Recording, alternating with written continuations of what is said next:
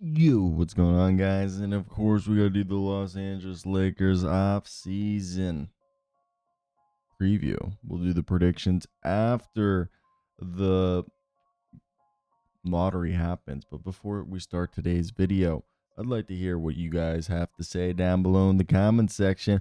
What do you guys expect and why after a season that looked like this?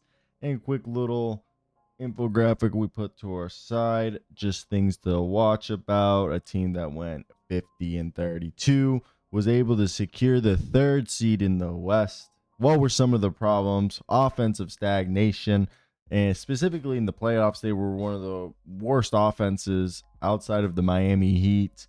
They had below average 3-point shooting and rebounding, and Luka and LeBron were just heavily relied upon, and we saw that they didn't have a center. No offense to Jackson Hayes, they just needed another guy, and I think that was super obvious when you saw it. So let's go ahead, let's talk about this, and I want to hear your guys' thoughts. What do you expect and why? Like, comment, subscribe, and go check out the rest of my work at hoopshype.com. So the Luka Doncic is a guy who's the future cornerstone of this team. Austin Reaves and Rui Hachimura are two guys that I think they're their key role players, but they're also their two most valuable if they were to wanting to trade for a third star. To me, I think the biggest thing that they're trying to figure out is, hey, do they have the capability of making the roster upgrades that are needed? Will the Lakers try to leverage their first rounder and their mid-sized salaries to upgrade either the point guard position or just around Luka and LeBron? LeBron tonight even suggests that he doesn't know what the future has in store for him. Will he choose to go out like Tom Brady and just put it out in a message and sail off into the sunset like that? Or is that something that, he'll want to do a farewell Kobe style tour? I think we'll definitely have to see what happens there, as LeBron will be one to control that narrative.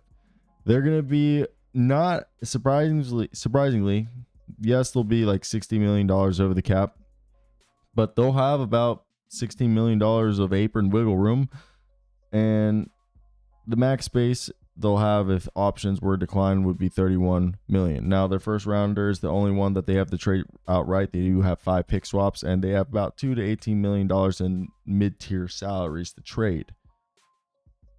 Dorian Finney-Smith has a player option that I expect him to pick up. LeBron's just going to continue to do his 1-and-1. And from my understanding, Gabe Vincent, Rui, and Reaves are all extension eligible. LeBron had a good year. So did Reaves. Reaves had a career high 20 points on 46, 38, and 88. But LeBron will be churning 41 during the season. They have an inconsistent depth of Jared Vanderbilt, Gabe Vincent, and the boys, as Reaves, Rui, I guess, are their most consistent. Dorian Finney-Smith was pretty solid for them.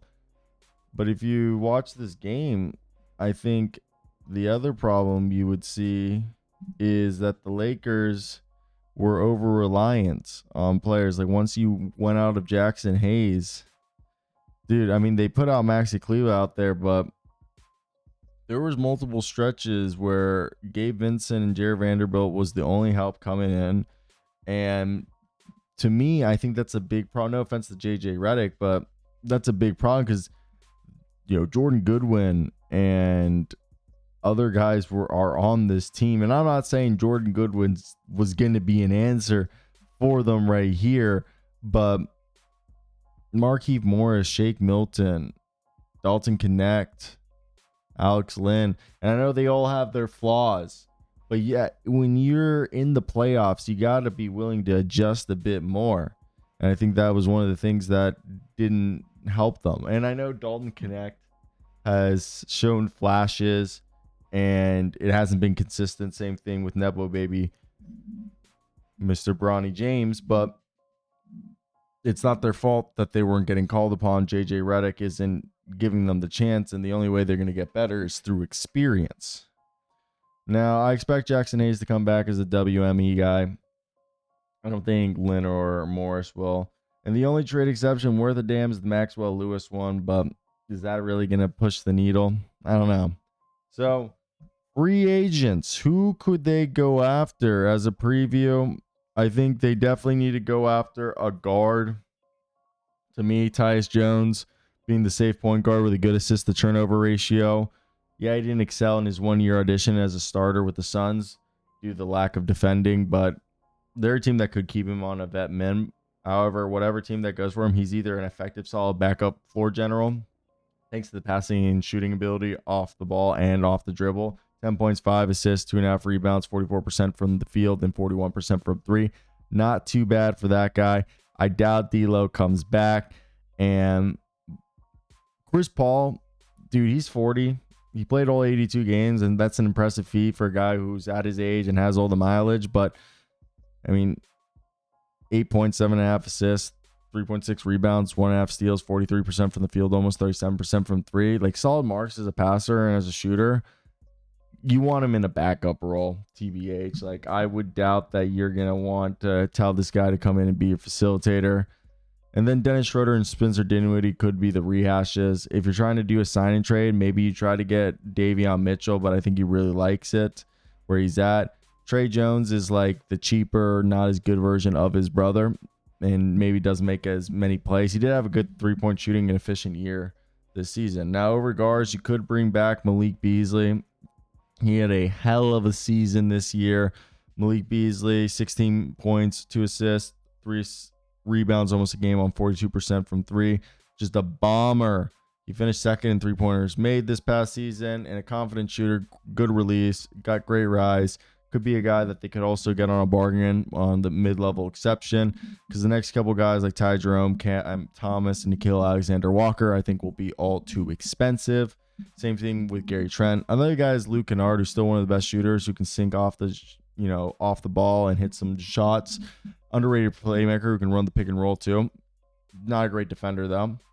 One guy, quiet guy, Keon Ellis, had a good year shooting. He's young, but he's 25, so like that might not be like the young that people want. People are gonna be like, oh, he's already developed, but he's one to look at. Moving over to some bigs, I think Jayshawn Tate and some forwards. Jayshawn Tate is an energy combo forward who he's barely played the last couple of years in terms of like a serious role, but when he does play, he always shows up and does what's expected of him. He's someone that I think could be cheap, and he put up 4 points, 2.5 rebounds on 47% and 35% from three. While the other one is Bojan Bogdanovic, who missed all of this past year, and that's 36 years old, so his future might be a little bit questionable. However, if he can get to somewhat of his pre-injury form that he was in Brooklyn, he'll be a nice pickup for a team in need of some off the ball shooting with some outside finesse in terms of getting open off the ball as a relocating shooter. Now, bigs wise, I think Brook Lopez is declining in terms physically, but as a backup big, you could do worse. So he's someone to look at. 7-footer who can 13 points, 5 rebounds, 2 assists, 2 blocks, almost game 37% from three. And yeah, he moves slow. Clint Capella is another one who's still an okay finisher out the pick and roll, an okay shot blocker. He's best suited at this point off the bench. So guys like that, I think, is the biggest thing, just trying to figure out in the draft. Jameer Watkins out of FSU, Maxime Renaud out of Stanford, a big, and then Jameer Watkins is a two-way swingman. And the third guy, Melvin Council Jr. would be cool, but Cedric Coward, who's a senior shot creator out of Wazoo. And besides that, I think you got to decide if you're going to run it back, extend Reaves and Rui, and then package maybe Gabe Vincent, Maxi Kleba, and maybe Dalton Connect in that first round pick for a player that's making like $30 million or so.